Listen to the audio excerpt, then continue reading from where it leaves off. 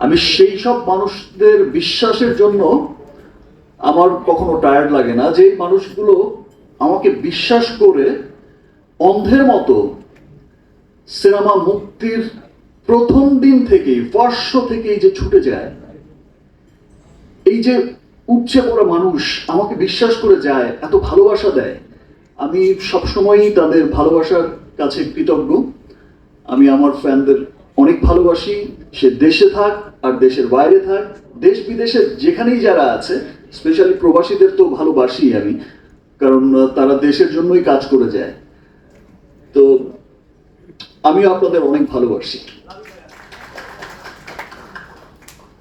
আমি শিবলি আহমেদ, বাংলাদেশ প্রতিদিন থেকে বলছি। আমার প্রশ্ন রাহান রাফি ভাইয়ের কাছে। আফজাল হোসেন ভাই বলছিলেন এটা আমাদের সিনেমা, অর্থাৎ বাংলাদেশের সিনেমা। আসলে বাংলাদেশের সিনেমা কোনটা? বাংলায় কথা বললে কি সেটা বাংলাদেশের সিনেমা হয়? আপনাকে দেখেছি আমি লিচুর বাগানে গানটা একদম বাংলাদেশের মাটি থেকে নিয়েছেন। সো এইটার যে গল্প, সেটা কি বাংলাদেশের মাটির গল্প কিনা, বাংলাদেশের মানুষের গল্প কিনা, বা এটার যে কস্টিউম বা এটার যে ক্যারেক্টার গুলো ডিজাইন করা হয়েছে সেটা কি বাংলাদেশে কিনা, মানে ওভারঅল আমরা কিভাবে বুঝবো এটা বাংলাদেশের সিনেমা? হ্যাঁ, এইটার যে গল্প, এটা যে স্টোরি লাইন, আপনারা খেয়াল করে দেখবেন আমার ম্যাক্সিমাম গল্পগুলাই একটু বাংলাদেশের প্রেক্ষাপট থেকে, কারণ আমি জীবন থেকে গল্প নেই, আসলে মানুষের জীবন থেকে গল্প নিতে পছন্দ করি। আমার কাছে মনে হয় সিনেমার গল্পগুলো জীবন থেকেই নেওয়া থাকে। খুব কম সিনেমা, এখন কিছু কিছু সিনেমা হচ্ছে যেগুলো গল্প অন্য গ্রহে যাচ্ছে, গ্রহই থাকে, কারো না কারো জীবন থেকে আছে। বাট তাণ্ডব সিনেমাটা আমার কাছে মনে হয় এই সময়ের সিনেমা। আসলে এই সময় যেটা রিপ্রেজেন্ট করে, আমি যখন আমার কো রাইটার আদনান আকিব খান, যিনি আমার সাথে তুফান করেছেন, যিনি আমার সাথে তাণ্ডব করছেন, আমরা যখন প্রথম আইডিয়াটা শেয়ার করছিলাম, আমরা নিজেরা এক্সাইটেড হয়ে যাচ্ছিলাম যে আচ্ছা এরকম গল্প, এটা আসলে সময়ের গল্প।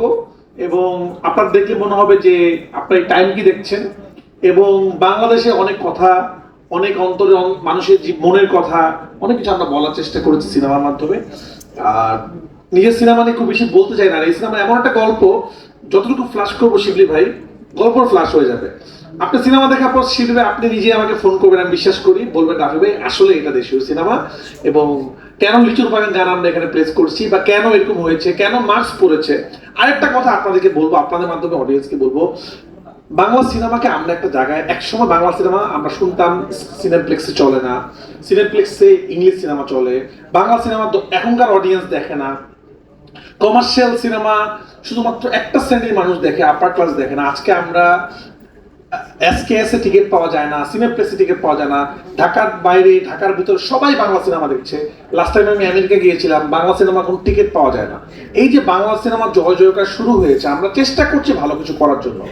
তো দয়া করে আমরা যখন সিনেমা বানাবো, আপনারা এটাকে সাপোর্ট করেন। আগেই আপনারা বলে দিয়েন না মার্কস পড়েছে